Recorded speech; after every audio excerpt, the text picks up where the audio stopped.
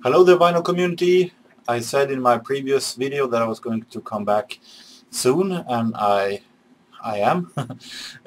I'm going to show now the style that maybe is closest to my heart. It is a style that the style that maybe from the 80s that I maybe listen to the most, and I'm talking about 80s new wave and synth pop music. It is a style that have a very strange history in my life. Of course, I was a huge synth fan when I was growing up as a kid, but I listened mainly to those artists and those songs that were the biggest at the moment. I started my life as a pop nerd in 1985, and way back then the synth pop music from the new wave era was a little bit sliding downhill, which and then wasn't played that much in Swedish radio. So many of the band that today are the most famous names I didn't discover until years later, like Ultravox. It's strange that Ultravox is one of my absolute favorite bands, but I didn't really recognize their most famous songs until many years later, because they weren't played on Swedish radio in the late 80s, because they had a career behind them. So it's a little strange. Some of the most familiar British names I didn't discover until years later, but of course I was a huge fan of OMD back in 1985, around 85, 86, of course. I was a huge fan of Depeche Mode even back then, and Human League, the later songs they released, of course. It's a little strange, but now that song is, as I said, a style that may be closest to my heart, and that I want the most when I'm searching through the second-hand stores. And I'm going to say that there are two bands that I have excluded from this video, and there's a reason for that. I've excluded Depeche Mode and Pet Shop Boys because I have so many records with them that I like and love, and that I can possibly choose just one or two from them and be happy with that. So I'm going to do a very special video with my showing my Depeche Mode and Pet Shop Boys collection later. Starting off with a band that I just mentioned, that it's definitely one of my favorites. I'm talking about Phil Oakey and Human League. And the problem when you're doing a video with a music style that you love so much as I do with this new wave music, is what am I going to choose? I wanted to show them all, but then the video were going to be around 2-3 hours long, and no one wanted to watch that. So I had to choose one, and I fell this time for this one. This is Hysteria from 1984, and containing some of Human League's best songs: The Lebanon, Life on Your Own. This is a fantastic album, a proof of how great Human League was. And Human League still active until this date, and then still a fantastic synth pop band. They have been having a little change of style when they become a little more popular than synth popular, but still they've always done great songs. The album Octopus from 1995 is definitely a forgotten classic, and also the album that they made with Jimmy Jam and Terry Lewis in 1986 is I think it's far better than its reputation. It's been heavily criticized, but I like Human. I like that song very much. I like mostly everything that Human League has ever done. Marvelous band. A band that I didn't discover until many years later was this band. I showed Kraftwerk in my 70s video, my previous video, and a band that's almost close in the same era was Japan. This album, Tin Drum, was, if I'm not wrong, their final one, released in 1981, and containing some great songs. It's a little, still a little unusual Japan, not the ordinary melodies, but a little much experimenting, but still a very fascinating group. OMD was a band that I discovered very early, back in '85. They still had many great songs, many great hits, and I've discovered, of course, then later on their earlier career, and I think I have every one of their the album that they released on their first career. OMD as a duo with Andy McCluskey and then Paul Humphreys lasted till 1988 until Paul Humphreys left OMD, and Andy McCluskey ran OMD all on his own. Did it very well, will continue having great hits. But then in 1996, Andy McCluskey realized that synth-pop music wasn't the hippiest thing, and he left the name. And I have every album from their first era, and I have picked out two of them. This is Organization from 1980, one of the absolute earliest. I found this one on a record fair in Sundsvall. It's a very interesting album, very early OMD. It's of course containing one of the absolute usual songs, or one of the most ordinary songs, Enola Gay, maybe their biggest hit. But I definitely recommend other songs on the album. The More I See You, a great song. So this one I definitely recommend. I also recommend this one. This is when Paul Humphreys had left the band, but still, usually when a band member is leaving a band, or when a duo splits up, the band either disbands totally, or when one member continues with the name, the band fades away still. But OMD manages to stay on top, even though they were one member short. It's very fascinating. And this album, Sugar Tax from 1991, containing Sailing on the Seven Seas, or Pandora's Box, two other OMD's also biggest hits, is fantastic classic. I listened to this album maybe a million times, and songs here that is fantastic. Walking on Air, marvelous ballad with the great lyrics. Speed of Light, fantastic pop song. This album is highly recommended. And I also recommend their latest album. Not the latest album, Electric, I haven't heard that one yet, but the album before that was released in 2010, I think, called History of Modern. That is fantastic album that in the productions and in the melodies you can hear elements from all the OMD's era, from this early OMD days with Enola Gay. You can hear elements from that. You can hear parts of their more popular late 80s, mid 80s style, until you can also hear elements from when Andy McCluskey was running on OMD on its own, all mixed up in together, but still they have managed to make it sound really fresh and really sounding like today's era. So OMD is a fantastic band that I am a huge fan of.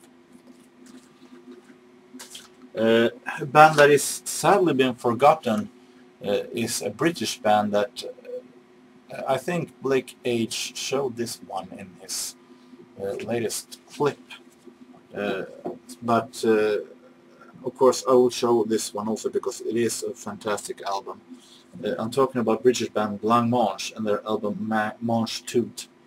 I wrote a review on this one in Swedish in my blog just recently. fantastic album, very forgotten band. Neil Arthur and Stephen Luscombe, who are the members of Blancmange. Very happy, very easy to listen to their songs, even though that they're not having this smash hit refrains that kept them from being a success outside of Britain. Sad thing is that in Sweden, I don't think they have had one hit here in Sweden. They were played every now and then on radio, but never made it on Swedish hit charts, which is why it's very hard to find Blancmange albums here. But this one, I was very happy to find this one in Stockholm, and contains some of the greatest songs. Don't Tell Me, fantastic song. Also, as a Swede, I'm very interested and fascinated by their version of one of ABBA's last hit singles, The Day Before You Came. And if you can look up the video for The Day Before You Came with Blancmange at YouTube, because in that video Agneta Fältskog is actually doing a guest role. So this is a fantastic, great, and I'm very happy and still very fascinated album. As I said, Blancmange albums are very hard to find in Sweden, but still I managed to find a couple of 7-inch singles with Blancmange. Here is one that I found at Record Fair, I've Seen the World, and then the B-side God's Kitchen. And here you can see a Blancmange, something you eat. It's a great song, and this one is definitely one of my absolute favorite Blancmange songs. It's also on Manche Tout, and it's called That's Love That It Is.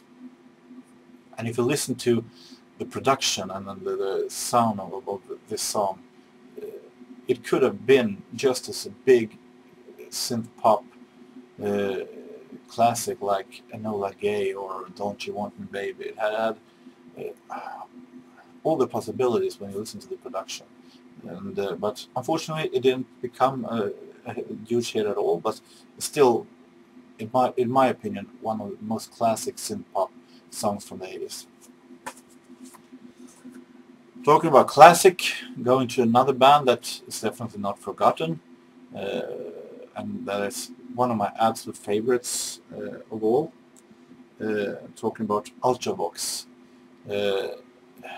Mitch Ure is definitely has one of the absolute best voices in the synth pop industry, maybe one of the best voices ever in the music business. A huge fan of him and his music.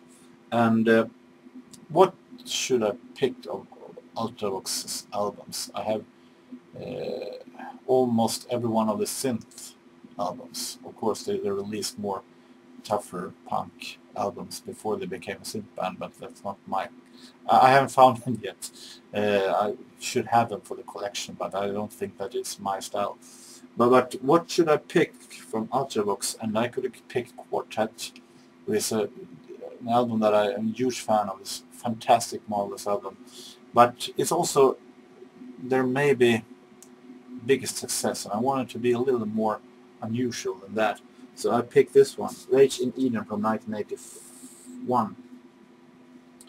This contains one of Ultravox's best songs, The Voice.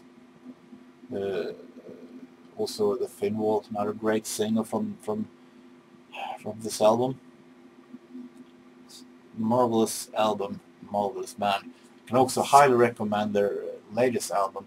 They made a comeback album 2012, I think, called Brilliant.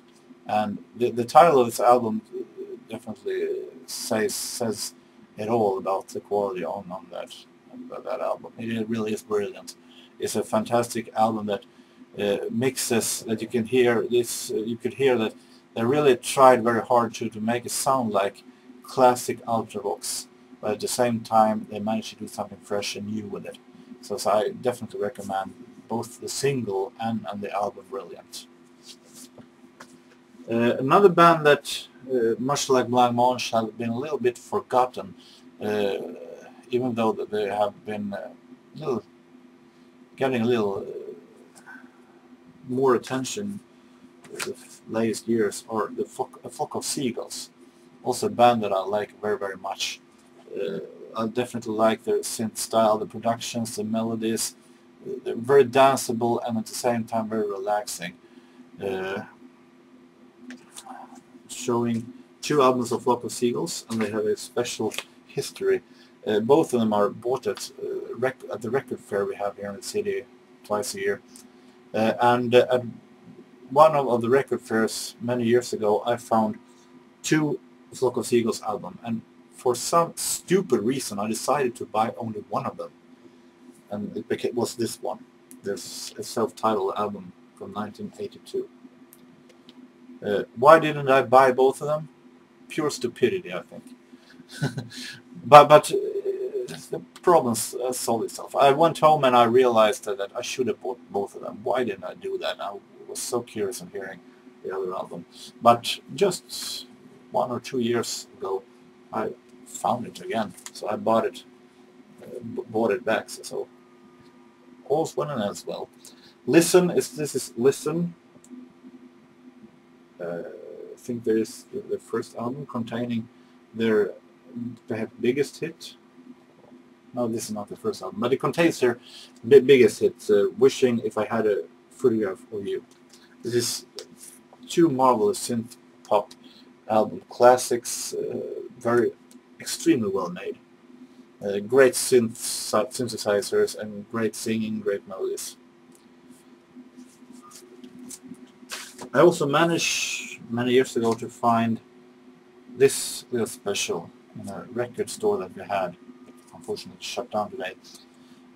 This is a picture single of Flock of Seagulls' Space Age Love Song from 1982.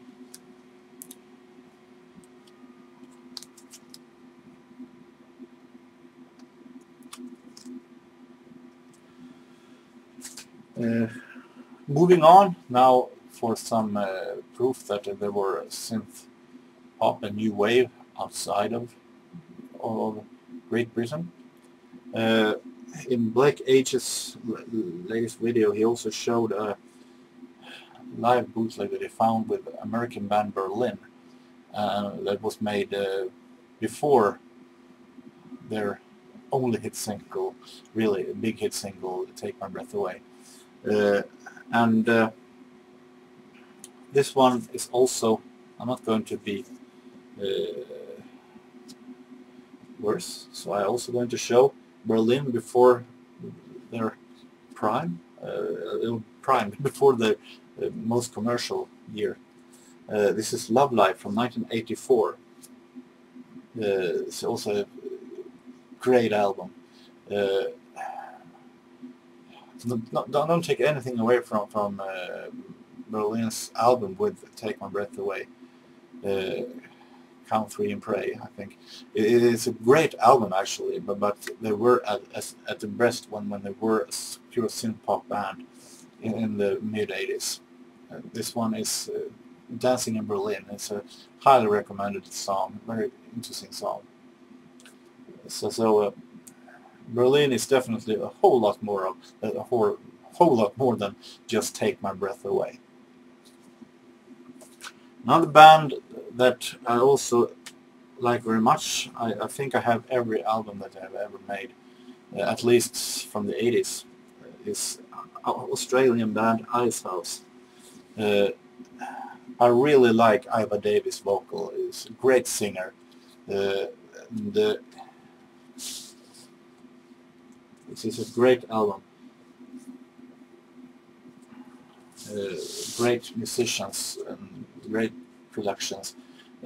Even here, I had a problem with which kind of album should I take. I could have taken their most commercial one, Man of Color from 1988, but I choose Sidewalk from 1984.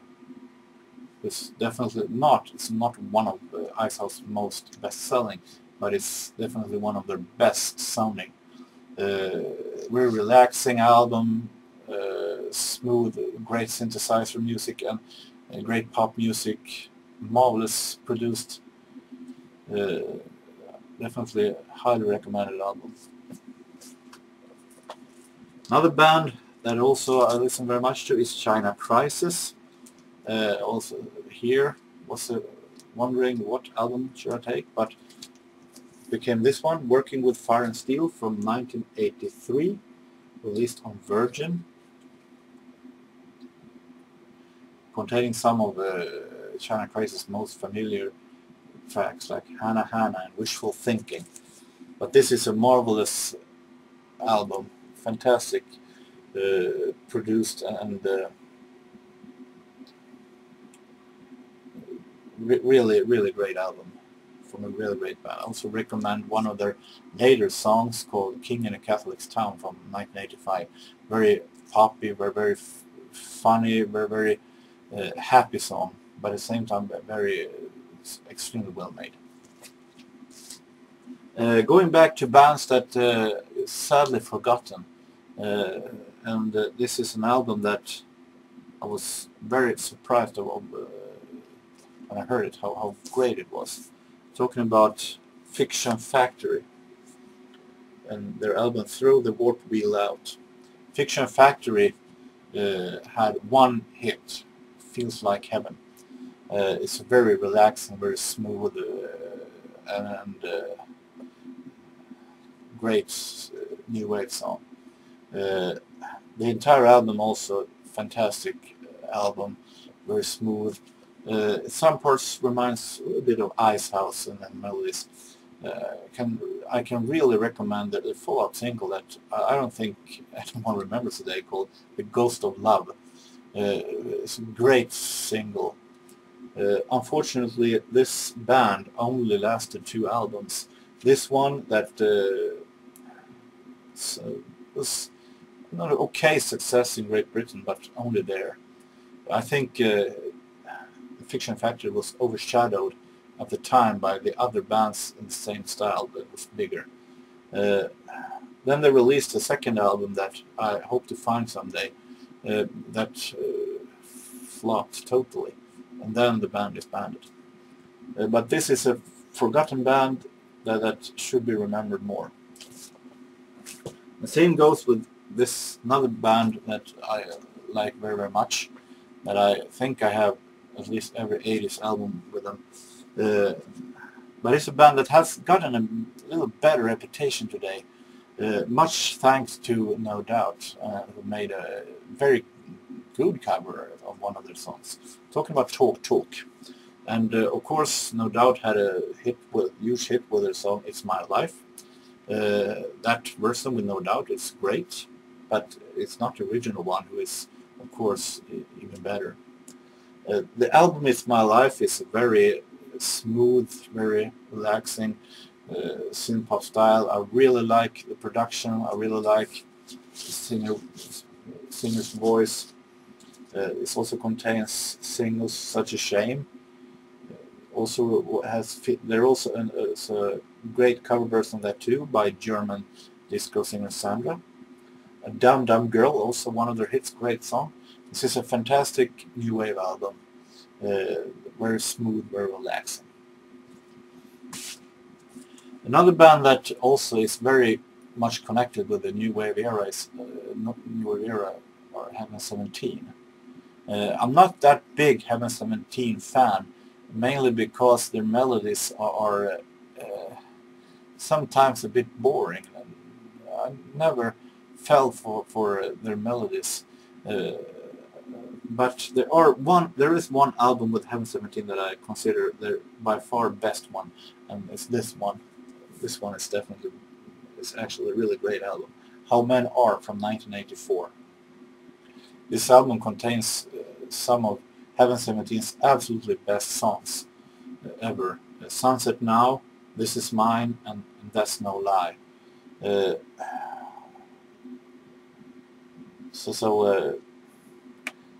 it hadn't been for this one, I might have considered Heaven 17 a bit overrated, but this album actually is a great album.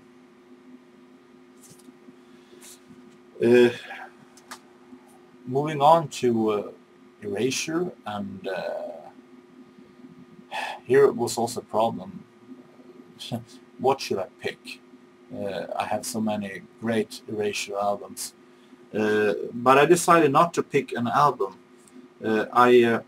As I said in my video when I showed my 80s British 80s house records, I'm not a fan of 12-inch singles. I only buy them when it's a song that I can't find in another format, or if it is something really special. And Erasure has released many very special 12-inch singles, and a couple of 12-inch singles that is a must-have as a Erasure fan, of course. Unfortunately, I haven't managed to find all of them yet. Is Circus Live. This is 12-inch singles that they released with live versions. There are live songs. There's 3 12-inch single sets. It's supposed to be 3 12-inch singles, all containing live songs. And this is a definitely very special, unique release. This first one contains Victim of Love, If I Could, The Circus, and Spiraling. Number 2 contains It Doesn't Have to Be, Who Needs Love Like That, and version of ABBA's Gimme Gimme Gimme. As you remember, Erasure are huge ABBA fans. They released even an entire ABBA EP. But this one is, or these one are great records, great singles, with a little special extra to fill 12-inch singles, other than just having some long mixes.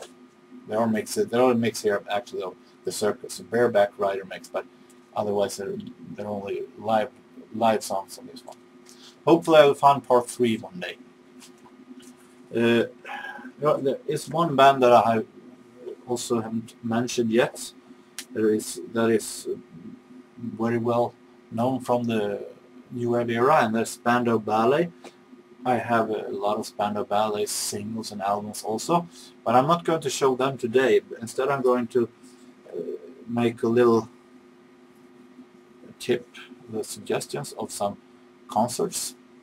I buy live concerts every now and then when I can find them, both on the VCR and on VHS and on DVD. And some of the 80s concerts aren't even released on DVD, I think. Maybe they are, I'm not sure. This is 2 concerts with Spandau Ballet that I found that is very interesting. This is Spandau Ballet Over Britain, released in 1983. This is a concert from Sadler's Wells Theatre in London.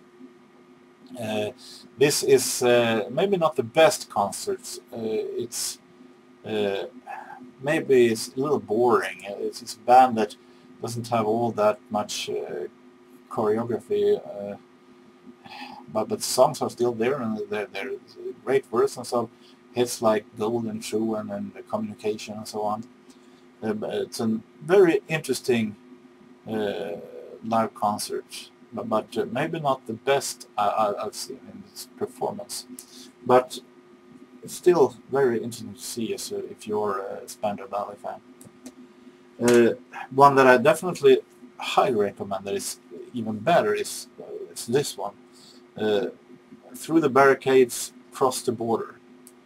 This video is made 4 years later in 1987, and it's a totally different band that have a whole lot more live feeling in this one. The fans are definitely more into the concert, and especially I recommend the version of Through the Barricades here.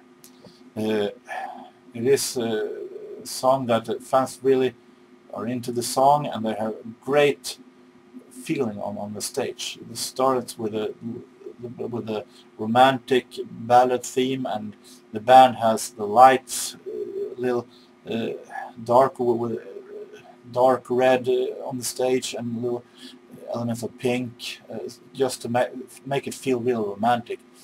But in the middle of the song, there's a drum that makes the drums coming in, and all of a sudden, like that, when the drums come in, the lights are up and you have a marvelous live feeling. So they have really done a great job with the lights, with the feeling in the song on this live album and on this live video. And I also recommend the final song, Fight for Ourselves, because the band really have a party with the fans. The fans really like the band, and the band really like the fans. It's a fantastic connection between the band and the fans. So this one is highly recommended. Hopefully they're also released in DVD if you don't have a VHS anymore. I'm going to finish up with some 7-inch singles also. I have some records with New Order, of course, but I'm going to show a couple of singles today, and this one I'm very happy to have. This is their very first single, Ceremony. And the really interesting thing here is that the song actually has is done across the time between Joy Division and New Order. It even says here, written by Joy Division. But still, the single is credited New Order. So it's very interesting only for that. And another interesting thing is the price that I paid for this one. I bought it in Stockholm in Record Mania that are more specialized in soul and jazz music. I don't think they're interested that much in this kind of new wave pop music, because I found this one in a little box with $1 singles. It's costing me only $1. I can definitely say that if I ever was going to sell this one, it won't be for $1. But it was a marvelous find. A little more ordinary New Order style is this one, Touched by the Hand of God from 1987. New Order's album sleeves are definitely not the most fun to look at. Very boring. Very boring, and doesn't say that much about the melody itself, but it's a great song, no doubt about it. Finally, a band that is sadly forgotten, but that I don't have an entire album with even, but still has been growing as a favorite of mine. I of course listen to their song on YouTube and so on, but I have never been able to find an entire album. But I found a couple of singles for them. I'm talking about British band Naked Eyes, consisting Pete Byrne and Rob Fisher. Rob Fisher, of course, later became Climby Fisher. This is Promises, Promises, one of the absolute best songs. And this is a very relaxing, but at the same time very funky song with great synthesizers. This one is a song that is very close to my heart, actually. I have a lot of nostalgia with this one. What in the Name of Love from 1984. In Sweden, around 84, it was a television program called Baggen that showed the Swedish hit chart. And on that program, this song was shown, the video was shown. I took a cassette recorder and put it close to the loudspeaker of the television and recorded the song that way. It sounded horrible, but it was the only living proof for almost 20 years of this song's existence. And the problem was that I didn't even record the announcement of what band it was. So I lived in total mystery of which band it was. I just had a song, no name for who made it. Until I asked on a discussion forum for 80s style, and they said it was a band called Naked Eyes. And then a couple of months later I went to Harvest Records, as I mentioned in previous clips. At that time was a very well-feeling record store, and I went through a pack of vinyl singles and went through them. Interesting, uninteresting. What is this? Naked Eyes. What in the Name of Love? Never heard of. Until I later discovered, wait a minute, this is the song I've been looking for 20 years. And I felt donkey ears coming out of my head. I felt so stupid. I could have blow this chance of getting this one if someone else would have come in and took this single. But I managed to buy it, and it was a fun memory for me. I was happy to get it. Definitely one of my absolute favorite 80s song ever. So with that, I'm going to finish by saying that I hope that I will find a whole lot more 80s synth pop new wave music. As I said in the beginning, it's a style that is very close to my heart, that I love very, very much. Maybe one of my absolute favorite styles to listen to. So with that, I hope you have a very nice weekend, and see ya.